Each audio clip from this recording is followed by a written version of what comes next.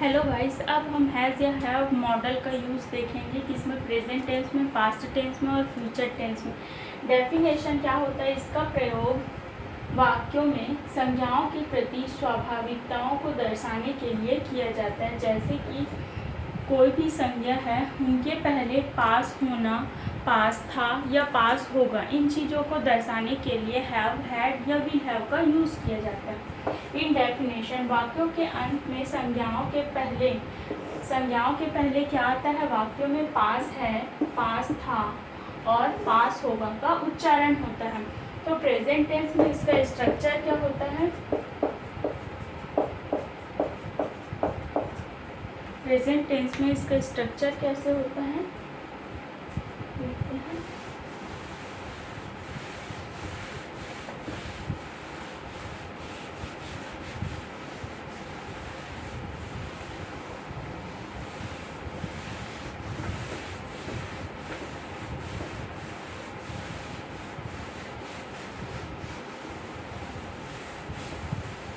जैसे कि for example मुझे बुखार है, तो फीवर क्या है?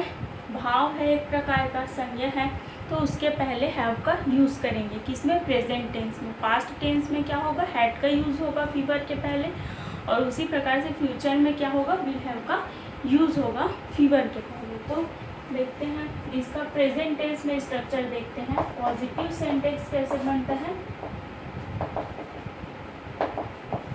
या फिर सेंटेक्स कैसे बनेगा? सब्जेक्ट प्लस हैव या फिर हैज, देन ऑब्जेक्ट। जहाँ पे हैज का यूज और हैव का यूज कहाँ कहाँ होगा? जब subject I, we, they, people,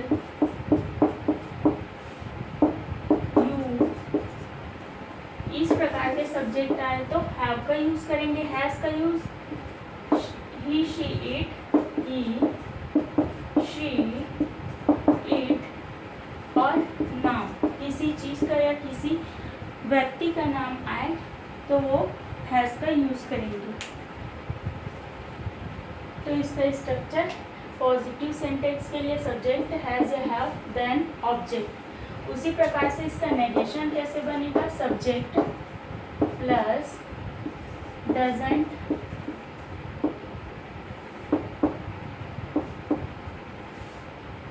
या फिर डोंट।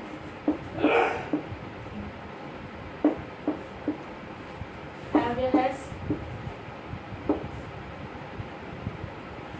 यहाँ पे सबसे पहले हैव आया है, हैव, तो यहाँ पे डोंट।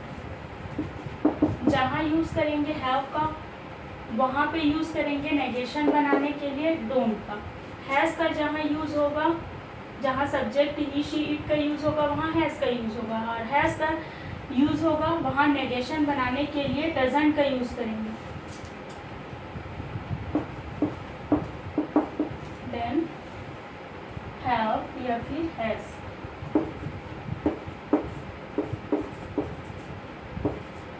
Then object. क्वेश्चन बाकी कैसे बनेगा इसका?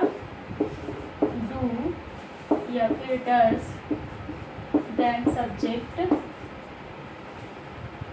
देन हैव या हैज,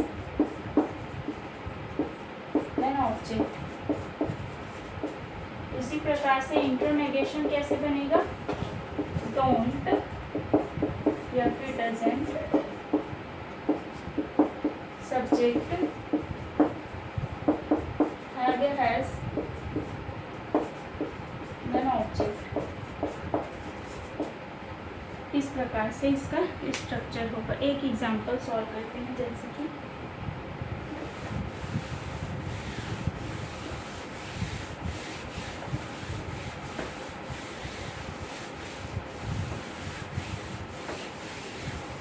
मुझे बुखार है,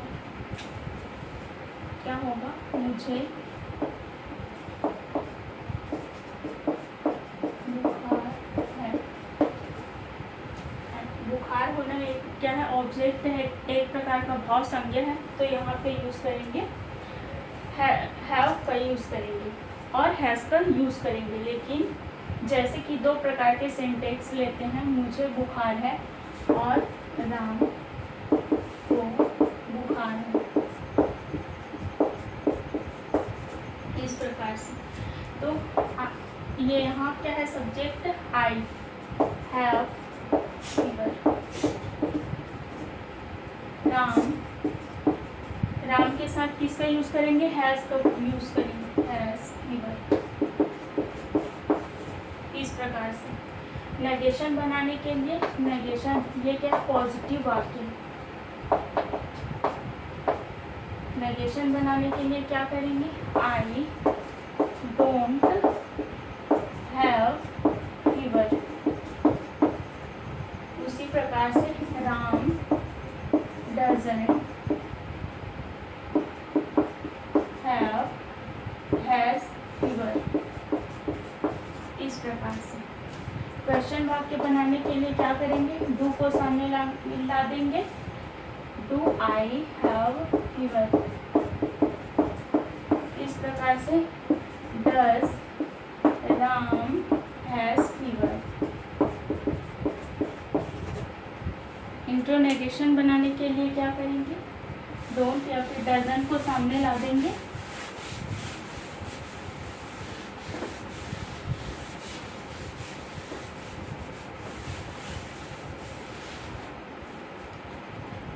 इंट्रोनेगेशन don't I have fever,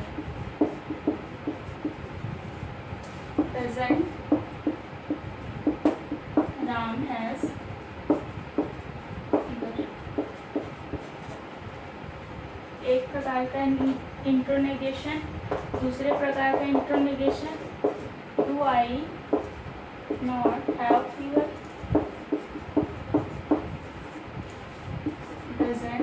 does Ram not have fever, has fever. तो इस प्रकार से आई के साथ हैव का यूज़ किए, नाउन या फिर ही शी इट हो तो वहाँ यूज़ करेंगे हैज़ का।